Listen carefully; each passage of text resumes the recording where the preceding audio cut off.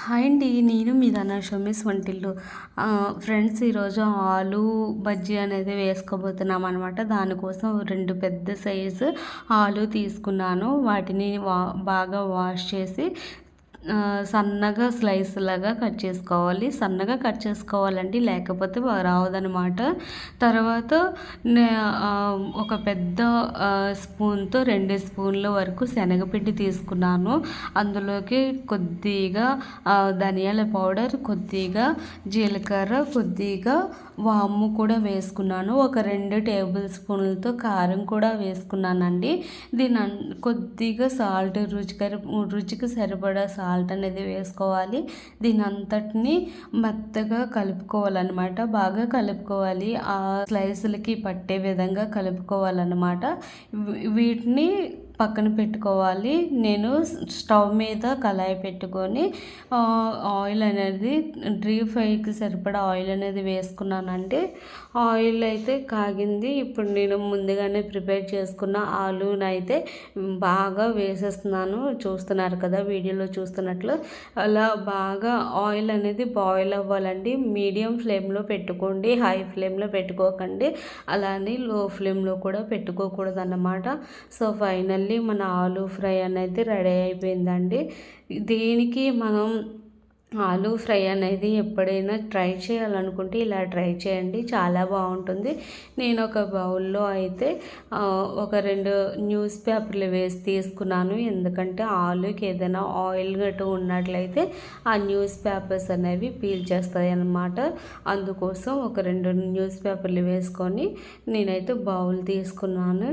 So మనం ఇలా కలుపుతూ ఉండాలండి. ఇలా కలపడం వల్ల ఏమవుతుందంటే అడుగంటుకోకుండా మనకి ఆలు బజ్జీ అనేది చాలా బాగా వస్తుంది. కొంతమంది కాకుండా పుల్లల్లా కట్ చేస్తారు, అలా వేసుకున్నా బాగానే ఉంటుంది. ఇలా వేసుకున్నా కూడా ఇంకా బాగుంటుంది. టేస్ట్ అనేది అయితే మాత్రం చాలా బాగుంటుందండి. నేనైతే వంట సోడా ఏమీ తీసుకోలేదండి. మన ఇంట్లో ప్రిపేర్ చేస్తున్నప్పుడు మనం బయట తినే ఫుడ్లో అయితే వంట సోడా కంపల్సరీ ఉంటుంది. మన ఇంట్లో తినే ఫుడ్ కూడా మనం వంట సోడా వేసుకోవడం అనేది అంత మంచిది కాదని చెప్పేసి నేనైతే స్కిప్ చేసేసాను. సో రెండోసారి కూడా మన ఆలూ బజ్జీ అనేది వేసుకుంటున్నాం అన్నమాట.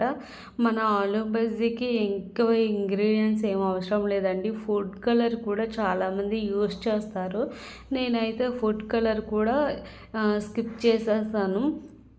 మనం ఇంట్లో హోమ్మేడ్ ఫుడ్ అనేటప్పుడు హోమ్మేడ్ ఫుడ్ లాగే మనం ప్రిపేర్ చేసుకోవాలి. కానీ బయట ఫుడ్ లాగా మనం ప్రిపేర్ చేసుకుంటే దానికి దీనికి పెద్ద పోలికేమి ఉండదండి. ఎందుకంటే హెల్త్ ఇష్యూస్ రాకుండా ఉండడానికి మన ఇంట్లో ఫుడ్ అనేది ప్రిపేర్ చేస్తున్నాం కాబట్టి అదే ఇంగ్రీడియంట్స్ బయట యూస్ చేసే ఇంగ్రీడియంట్స్ కూడా మన ఇంట్లో యూస్ చేస్తే దానికి దీనికి పెద్ద పోలికే ఉండదన్నమాట. సో అందుకని చెప్పేసి నేనైతే బయట యూస్ చేసే ఇంగ్రీడియంట్స్కి నేనైతే సగానికి సగం యూస్ చేయను ఇంట్లో అయితే మాత్రం. సో రెండోసారి కూడా మన ఆలూ బజ్జీ అనేది రెడీ అయిపోయిందండి. చాలా బాగుంటుంది, చాలా టేస్టీగా ఉంటుంది. ఫైనల్ టచ్ వచ్చేసి నా దగ్గర టమోటా సాస్ అంటే చిల్లీ సాస్ అయితే ఉన్నాయండి. వాటితో కూడా కాస్తంత డెకరేట్ చేసుకున్నామంటే టేస్ట్ అనేది చాలా బాగుంటుంది. మా వారికి అయితే టమోటా సాస్, చిల్లీ సాస్ వేసుకుని తింటే చాలా ఇష్టం అన్నమాట. ఇష్టపడతారు అలా తినడానికి. సో ఫైనల్లీ మన బజ్జీలు అయితే ఆలూ బజ్జీలు ప్రిపేర్ అయిపోయి, ఈ ఆయిల్ని వేడి ఆయిల్ కాబట్టి దీన్ని పక్కన పెట్టుకోవాలండి. ఇంట్లో ఎవరు తిరగని ప్లేస్లో పెట్టుకోవాలి. ఎందుకంటే ఇది వేడిగా ఉంటుంది కదా ఆయిల్, మళ్ళీ ఏదైనా ప్రమాదం అయితే ఇబ్బంది మనకి. సో మన ఆలూ బజ్జీ రెడీ అయిపోయిందండి. టమోటా సాస్తో కాస్తంత డెకరేషన్ ఇచ్చుకుందాం. తర్వాత చిల్లీ సాస్తో కూడా డెకరేషన్ ఇచ్చుకుందాం. ప్లీజ్ మా వీడియోస్ మీకు నచ్చినట్లయితే లైక్ చేయండి, షేర్ చేయండి, సబ్స్క్రైబ్ చేయండి. Thank you so